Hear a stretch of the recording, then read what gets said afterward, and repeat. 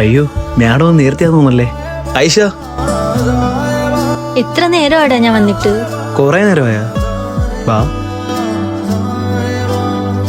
ഇങ്ങനെ തന്നെ മുന്നോട്ട് പോകാനാണ് പ്ലാൻ? എന്റെ വീട്ടിൽ വന്ന് സംസാരിക്കും.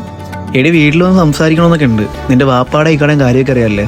നിന്റെ ബാപ്പാക്ക് പിന്നെ ജാതി പറച്ചിലേ ഭയങ്കര കൂടുതലാ. എന്ത് ജാതി മതവും നമ്മൾ ആത്മാർത്ഥമായിട്ട് സ്നേഹിക്കുന്നില്ലേ? അതുപോരെ.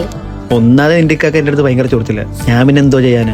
അതൊന്നും പറഞ്ഞിട്ട് കാര്യമില്ല. എനിക്ക് നിന്നോട് ജീവിക്കണം, അന്ന് ചോദിച്ചേ പറ്റൂ. നമ്മുടെ ആത്മാർത്ഥത നമുക്ക് അത്രല്ലേ അറിയത്തുള്ളൂ. അത് നിന്റെ ഇക്കാക്കും ബാപ്പാക്കും അറിയത്തില്ലല്ലേ? വിനോദേ, നിന്നോട് പലവണ പറഞ്ഞു എന്റെ പെങ്ങൾ ഇറങ്ങി നടക്കില്ലെന്ന്. ഇത് അവസാനം നോക്കാ. ഇനി സംസാരമൊന്നുമില്ല. നിന്നെ ഞാൻ കൊന്നളയും. വന്നേടി ആയിഷ.